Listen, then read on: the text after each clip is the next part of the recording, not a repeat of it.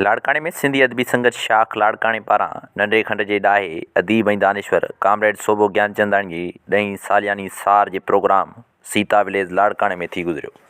तक़रीब में क़ौम परस्त ऐं अदीब अमानुल्लाह शेख, सिंधी अदबी संगत शाख लाड़काणे जे अॻवान ईसा मेमूण, डॉक्टर सिकंदर मुगल, निर्मल ज्ञानचंदाणी ऐं ॿियनि ॻाल्हाईंदे चयो त कामरेड सोभो ज्ञानचंदाणी नंढे खंड जो तमामु वॾो ॾाहो, तरक़ी पसंद दानिश्वर ऐं मोहन जे दड़े जी धरती जो रखवालो हो, जंहिं विरहाङे वक़्तु सिंध छॾण खां इनकार कयो ऐं साबित कयो त हू धरतीअ सां कीअं जुड़ियल हो।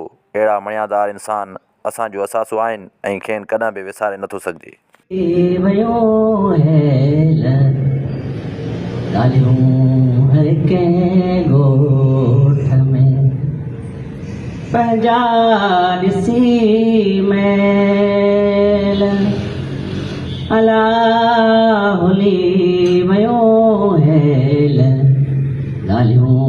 हर कंहिं ॻोठ में भाग्य ने हूंदे भूंइजी, ओ भाग्य ने हूंदे भूंइजी, यशो हेड़ी भेल अलाह, यशो हेड़ी भेल ॻाल्हियूं हर कंहिं ॻोठ में।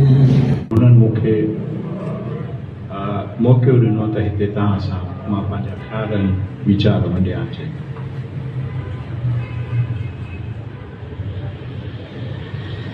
कुझु सुवाल डॉक्टर सिकंदर छॾे वियो ऐं उहे सुवाल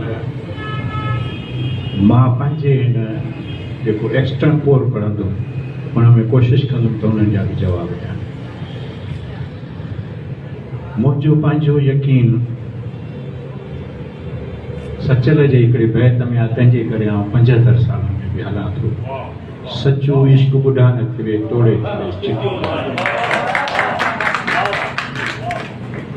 ऐं जॾहिं मूंखे ईसा इहा दावत ॾिनी त मुंहिंजो घर कराची में अची परेशान थियो।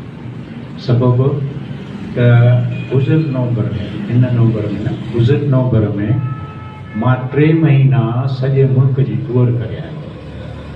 मुंहिंजे में सिंधी माण्हू असीं अकेलाई जो शिकार आहियूं, असां अकेलाई जो शिकार आहियूं या ॿिया बि के आहिनि। पोइ मां टूर शुरू कई कोटिया खां, कोटिया खां मुल्तान, मुल्तान खां लाहौर, लाहौर खां इस्लामाबाद, KPK आज़ाद कश्मीर। जंहिं ज़माने में डॉक्टर माहिरन जी जेका हुते हड़ताल हुई उन्हनि ॾींहंनि में मां हुते मौजूदु हुयुमि ऐं मां इहो ख़ुशनसीबु आहियां त 17 जनवरीअ ते हीअ जेका गुज़री वई, उते ब्लैक होल आहे, वॾे में वॾो हिकिड़ो इदारो आहे, डॉक्टर परवेज़ होद भाई वारा ॿिया, उन्हनि मूंखे हुते मदऊ कयो त तव्हां GM सैदई सालगिरह था मल्हायूं, तव्हां ॻाल्हाइजो। हुते हुननि जेको अॻ में कोरम ठाहे छॾियो हो, उनजी मेज़बानी ते कई अदी गुलशन लॻाई। मूं हुनखे चयो त मां हिन कोरम खे असुल डिस्टर्ब न कंदुमि। मूंखे इहा आदत न आहे त जेके अॻ में कोरम में वेठा आहिनि मां उन्हनि खे डिस्टर्ब कयां। उन्हनि पंहिंजो साईं GM सैद ते ॻाल्हाए विया। आख़िर में मूंखे 7 या 8 मिंट चयूं त तव्हां GM सैद ते ॻाल्हायो। मां जिन GM सैद सां हज़ारे इख़्तिलाफ़ हुजनि, इख़्तिलाफ़ रखणु असांजो हक़ु आहे, पर GM सैद सिंध खे ऐं संसार खे 50 किताब ॾिनी ऐं उन्हनि 50 किताबनि में मां हुनजा मास्टर पीस किताब जेके सम्झा, नई सिंध लाइ जिदोजहद, जीअं ॾिठो आहे मूं ऐं पैगाम लतीफ़, इहे हुनजा मास्टर पीस किताब। मूं इहो सॼी टूर जॾहिं करे मोटी आयुमि त मुंहिंजी तबियत ख़राब थी वई। मूंखे डॉक्टर चयो त no need doctor medicine, get rest. 2 महीना मुंहिंजी मोबाइल बंदि कराए छॾियो। आस्ते आस्ते मां रिकवर कयो ऐं उन खां पोइ पहिरियों दफ़ो मां कराचीअ मां निकिरी हिते लाड़काणे अॼु कल्ह आयो आहियां, छाकाणि त सोभे जो मूं ते फ़र्ज़ु बि आहे, कर्ज़ु बि आहे। मां हिन पंहिंजे जेको तव्हांजे ॾाढो पढ़ां थो, इन पेपर जो मां नालो रखियो आहे सोभो ज्ञानचंदाणी सिंध ऐं इख़्तिलाफ़ जी हुकूमत। खुशबू चयोसि, उगाव चयोसि। मां 1971 खां वठी अॼु ताईं जॾहिं तव्हां दोस्तनि खां मोकिलाए वेंदुमि त सुबुह जो डायरी लिखंदुमि। उन डायरीअ में मां नाला लिखंदो आहियां, यादगिरियूं लिखंदो आहियां। मां पहिरियों पंहिंजे हिकिड़े डायरीअ जो वर्क थो पढ़ां, उहो आहे 3 जनवरी 1971।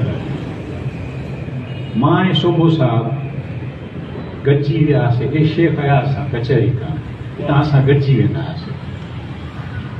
असां जेको सिंधीअ में पाण हिते चवंदा आहियूं अलकाम जंहिंखे चवंदा आहियूं, मां हुजां अलकाम, अयाज़ बि वेठो हुजे, सोभो साहब बि वेठो हुजे। अयाज़ जेको आहे उहो पीअंदो हो, उन खां पोइ शाइरी कंदो हो। उहो चवंदो सोभा, त सोभो साहब ऐं असां वरी सूफ़ी माण्हू हुआसीं। पोइ सोभो चवंदो त अयाज़ तोखे पीअणु हिलाल थो थिए, इल्हाम थो थिए, असां जेकॾहिं पीऊं त शायदि किरी पऊं। मूंखां अयाज़ पुछियो त तुंहिंजो सिंध जे लाइ कहिड़ा वीचार? मां चयो साईं सिंध ख़ुशहाल हुजे, कलंदर बेटा इहे सभई पीर खणी गॾु कयूं। मूंखे ॾिसी चवे थो पियो त न ईअं न आहे। हाणे मां पढ़ां थो सिटूं। असां उन ॾिहाड़े जा मुंतज़िर आहियूं जॾहिं सिंध जो ॻाढ़ो झंडो यूएनओ में झूलींदो। जॾहिं सिंध जो ॻाढ़ो झंडो यूएनओ में झूलींदो ऐं सोभो सिंध जी नुमाइंदगी कंदो। इहे अयाज़ जा लफ़्ज़ आहिनि। ऐं अजब जी ॻाल्हि त जॾहिं अयाज़ वाइस चांसलर थियो त मां उन ॾे ख़त लिखी, उन में हीअ हिन जी फोटो कापी मोकिलीमांसि। मूंखे हिकदमि फ़ोन कई, चई हिन खे दफ़न करे छॾ। मां साईं दफ़न कोन थींदो, तारीख़ में रिकॉर्ड कंदो आहे। मां पंहिंजी ज़िंदगीअ में 3 माण्हुनि खां मुतासिर रहियो ऐं मां ख़ुशि नसीब आहियां त उन्हनि 3 माण्हुनि खां मुस्कुराए। पहिरियों जनाब GM सईद, जंहिं मूंखे सेखारियो त पंहिंजे वतन सां प्यारु कीअं कबो आहे, पंहिंजे वतन खे कीअं ओन कबो आहे। पंजाब ऐं पाकिस्तान खे सरहदुनि में क़ाइमु रखणु इहो वॾो मसइलो थी वियो। अॼु जेका तव्हां हिकिड़ी पास कई आहे, उहा सिंधु नदीअ ते कैनालनि जी जेका यागार थी रही आहे पंजाब जे तरफ़ां, जेकॾहिं इहो मुमकिन थी वियो सॼी सिंध सुकी वेंदी। हिते सिंध में ज़राअत ख़तमु थी वेंदी, माण्हू ॾुकर अची वेंदो, माण्हू बुख मरंदा। त बहरहाल इहे सुभाणे जूं हालतूं इंतिहाई तशवीशनाक आहिनि ऐं असांखे सोचणु खपे त ख़ुदि उहा कम्युनिस्ट निज़ाम जंहिं लाइ सोभो स्ट्रगल कई, छा उहो ईंदड़ वक़्त में मुमकिन आहे जीअं जो तीअं उनखे लॉन्च करे सघे थो, या उनखे रिव्यू करण जी ज़रूरत आहे। इन ते दोस्त सोच वीचार कनि। तव्हां सभिनी खे महिरबानी। में भी खिदमतूं कयूं या उनखे बि ख़राज पेश कयूं था ऐं कामिल सोनी लाइक पर्सन गैदर खे गुज़ारिश आहे त अची ऐं पंहिंजे ख़्यालनि जो इज़हार कनि।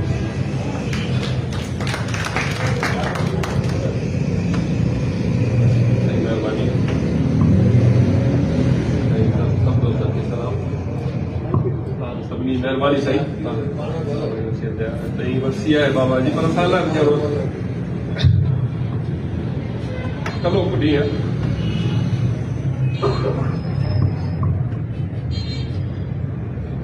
छॾे मां ड्यूटीअ ते वञा पियो, स्टार ते न पहुतो बाबा लाइ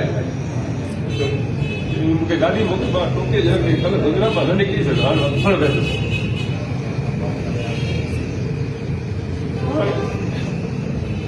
नंढपण खां मूंखे त बाबा दोस्त करे पालियो मुंहिंजो, मुंहिंजी अटैचमेंट ई बाबा सां थी। घणो मां बीमार हूंदो ॻोठ पिंडीअ में नज़र बंदि हुयो त मूंखे खणंदो साइकिल ते, 2 चकी हूंदी असांजी, होॾे टाइम पास करण लाइ मूंखे रिली वेही सवारे ॾींदो। कंहिं दोस्तनि ते वेंदो, ताजमहल दॿड़े ॾे या पंहिंजो शेख अयाज़ जी सखर वेंदो हुयो। हिते पंहिंजो राव सॻी उहे दोस्त जेके कामरेड हुयासीं हिते, यादि में हूंदो मूंखे पाण सां वठी हलंदो। इवन बाबा सां मां अंकल बि कंदो हुअमि त बाबा मूंखे फिल्म जो शौक़ु थियो आहे, वठी हलंदो, वरी इंग्लिश फिल्म तर्जुमो करे ॿुधाईंदो। ॾाढी रही आहे। सियासी सफ़र जी तव्हां दोस्त सभिनी ख़बर आहे हाणे मां जॾहिं होश में आयो आहियां पंहिंजो माना समत में आयो आहियां त बाबा खे अम्मा खे रोज़ ॾिठो बाबा खे जेल में ॾिठो पहिरीं असां लाड़काणी शिफ्ट थिया हुआसीं त होॾे खटण बदा वेठी घर में रहंदा हुआसीं वॾो चाचो असांजो बाबा जेल में हूंदो वॾो चाचो कंदो पोइ हिते शिफ्ट थियासीं जल्दी सां घर में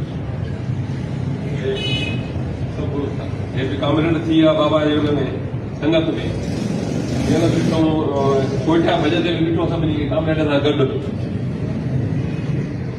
हुनजी पंहिंजो अमड़ हुनखे पंहिंजी कामरेड सां ख़रीद सां सभु खरी ख़राबु थी वियो बाबा जूं यादूं घणियूं आहिनि लिखियूं बि आहिनि कुझु यादि आहिनि विसारे न सघियूं बाबा खे हर वक़्तु यादि आहे असांखे कलोके ॾींहं जी ॻाल्हि आहे सभिनी दोस्तनि जी महिरबानी कहिड़ी हालतूं पैदा थियनि पर आउं पंहिंजी धरती पंहिंजो वतन न छॾींदुसि ऐं हुन पंहिंजी कम्यूनिटी खे पंहिंजे हिंदू बिरादरी खे उनखे इहा बार बार पए तलक़ीन कई कोशिशि कई जिदोजहद कई उन्हनि खे सम्झाईंदो रहियो त बाबा हीउ वतन असांजो आहे असांखे पंहिंजे वतन ते पंहिंजी धरतीअ ते पेर पुख़्ता करे बीहणो ई आहे पर उहा शइ न थी सघी आहे हाणे पाण ॻाल्हि इहा कयूं था त कामरेड शोभे जो इहो हिकु एॾो वॾो किरदारु हो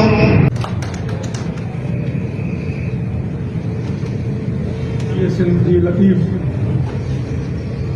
साईं कामरेड सूबे ज्ञानचंदानी जे मान में जहिड़ो माण्हू तहिड़ो नाणो हर को पंहिंजे अॻियां ॻाणो जेको माण्हू की न विकाणो सो ई माण्हू मोदी आहे असांजी सिंध अमर शख़्सी हवाले सां उनजो गर्भ सदाईं साओ ऐं सुहारो रहियो आहे ऐं उन अहिड़ा अमल मोदी तारीख़ में बि ऐं साईं सूबे ज्ञानचंदानी जी सूरत में ऐं हिनमहिल बि अहिड़ा काफ़ी दोस्त जन्मिया आहिनि जिन खे सिंध हमेशह यादि रखंदी ऐं अहिड़ी यादगिरी लाइ सिंधी अदबी संगत शाख लाड़काणो पारां साईं कामरेड सूबे ज्ञानचंदानी जी ॿी साल जे हूअं त ॾही पर असां मुंहिंजे साल में ॿी असांजे अदबी शाख जे तरफ़ां ॿी नंबर जी सार आहे जंहिंमें असां भलीकार ॾियूं था मथे वेठल असांजी सदारत ख़ासि महिमान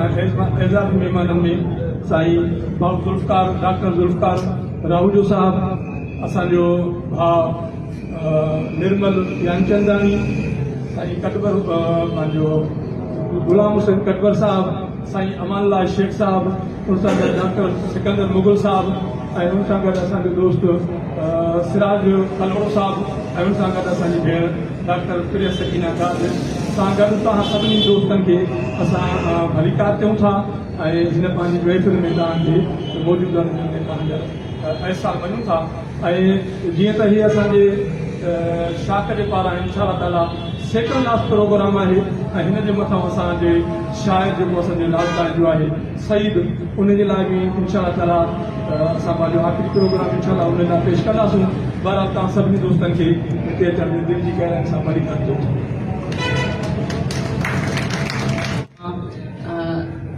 सवेर उनखे असां वरी NG2 डॉक्टर मां पास कराईसीं उन खां पोइ मामा खे चयो मामा सूबे जो प्रोग्राम आहे निर्मल चयो आहे बाबा खे ज़रूरु वठी अचिजो त बाबा चयो न न मां न हली सघंदमि मां चयो मामा मां छा ॻाल्हायां जी वॾो माण्हू हो मां चयो असां खां प्यारु कंदो जी ॾाढो प्यारु कंदो जी मां मीर सां घणो प्यारु कंदो डॉक्टर मीर सां या तव्हां सां जी ॿिन्ही सां प्यारु कंदो थधो साह भरे चई साईं ऐं वरी मां हर वेंदी आहियां ॿिली वांगुरु मामा जे मथां बीठी हूंदी आहियां वरी मां चयोमांसि मामा अमाला साहिब अचे थो तव्हां हलो न जी न मग़ज़ कमु नथो करे मां तव्हांजे लाइ हर साईं चयोमांसि बाबा खे त अचो चवण जो मक़सदु इहो त वॾनि होशनि हवासनि वारा माण्हू वॾा माण्हू असां उन्हनि जी खा कयूं सूबे जे लाइ ॻाल्हाइण लाइ मां चयो मां छा ॻाल्हाईंदमि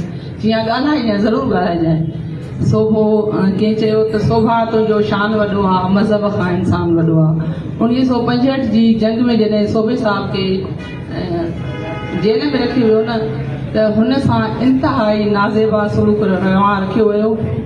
उन जे करे त हिकु हिंदू हुयो ऐं इहो ॾुख सोभे साहिब खे सॼी उमिरि रहियो। इहो सूर न हुअसि त मां जेल में आहियां, इहो सूर हुअसि त as a discrimination as a Hindu, छो त उहो पाण खे हिंदू तसवुरु न कंदो हो, उहो पाण खे इंसान सम्झंदो हो, इंसान दोस्त सम्झंदो हो। ऐं सोभो हिकु वॾे इदारे शांति निकेतन मां तालीम हासिल करे आयो ऐं उते बि हिकु वॾो बुर्दबा लीडर जे तौरु सुञातो वेंदो हो। राबतनाथ टैगोर जो उन वक़्तु जो वीसी हुयो त खेसि ॾाढनि सुहिणनि लफ़्ज़नि सां यादि कंदो ऐं मेन ऑफ दी मुंहं जो दड़ो सॾींदो हो। ऐं मां सम्झां थी त सोभो असां सभिनि जे लाइ साह हो, उत्साह हो। मूंखे यादि आहे असां नंढा हूंदा हुआसीं, पोइ निर्मल जे घर वेंदा हुआसीं। अधी रेखा त जॾहिं निर्मल जी शादी थी पोइ बि घणो अचणु वञणु रहंदो हो। बाबा जो संग ॿियो घर हूंदो साईंअ जो, पोइ असां ॿार बि होॾे ईंदा हुआसीं ऐं साईंअ खे हमेशह लाइब्रेरी वारे कमरे में ॾिसंदा हुआसीं त किताबनि जे जमघट में वेठा हूंदा हुआ ऐं असां सां बि तमामु घणी मोहबत सां मिलंदा हुआ। ईद हुजे, असांजो कोई बि ओकेन हूंदो घर जो, को प्रोग्राम हुजे, कोई निकाह हुजे, कंहिंजी शादी हुजे, त मां नथी सम्झां त सोभे खां सवाइ उहो प्रोग्राम थींदो। ऐं मां हिते अॼु रेखा खे वेलकम कयां थी। रेखा ऐं निर्मल तमामु घणी साईं जी सेवा कई ऐं आख़िरी ॾींहंनि ताईं साणनि गॾु रहिया ऐं सुहिणी सेवा कई ऐं खेसि रेखा में सॾींदो ऐं धीअ राणी बि चवंदो, खेसि धीअ जो लक़ब ॾींदो। मां सम्झां थी त सोभो असां लाइ साह उत्साह हो, मुंहं जे दड़े जो माण्हू हो ऐं हुन जॾहिं पंहिंजी वकालत शुरू कई त हुन कॾहिं बि कंहिं बि ग़रीब गुरबे खां कॾहिं बि पंहिंजी वकालत जी फीस न वठंदो हो, छो त हुनखे ख़बर हुई त हुननि खे पंहिंजे हक़नि जे लाइ आवाज़ उथाइण लाइ एतिरा पैसा बि न आहिनि, छो त हू हिकु इंसान दोस्त दॿे जो मालिक हो। असां अॼु सभु सोभे साहिब खे हिते भेटा पेश करण लाइ गॾु थिया आहियूं ऐं असां सम्झूं था त सिंधी अदबी संगत जी साल जो प्रोग्राम हमेशह जारी रखंदी ऐं हिकु दफ़ो ॿीहर ईसा मेमण तव्हांखे तमामु घणियूं वाधायूं हुजनि हिन प्रोग्राम करण ते त तव्हां चंद माण्हू ई गॾु कयो था, पर उहे माण्हू गॾु कयो था जेका सुर्त रखनि था, साञा रखनि था। हिकु दफ़ो ॿीहर शोभा तुंहिंजो शान वॾो आहे, मज़हब खां इंसान वॾो आहे, मज़हब खां इंसान वॾो आहे। Thank you so much. घुर करे थो त सिंधु दरिया सिंध जी जीआपी ऐं अज़मत जेको उञाण आहे उन मथां डेम ऐं केनाल ॾेढे सिंधु दरिया खे सुकाइण बंदि करियो। अॼोको असां ऐवान घुर करे थो, अॼोको हीउ ऐवान घुर करे थो त मोइंदड़ो सिंध जी अज़मत जो दस्तावेज़ आहे, हुन में 2002 में हुन मां चोरी थी 36 मोरूं। अॼोको हीउ ऐवान घुर करे थो त 36 मोरूं वापसि करे वञे ऐं अॼोको हीउ ऐवान घुर करे थो त सिंधियत बोर्ड जो असुल लोगो ढगे वारो जेको लोगो आहे उहो बहाल कयो वञे। अॼोको हीउ ऐवान असां घुर करे थो। उन खां पोइ गुज़ारिश कंदुसि नौजवान दोस्त दानिश तुर्क खे त उहो पंहिंजो क़ौमी गीत ॿुधाए ऐं उन खां पोइ असांजो अयाज़ ॻाइण जो तयारु रहे।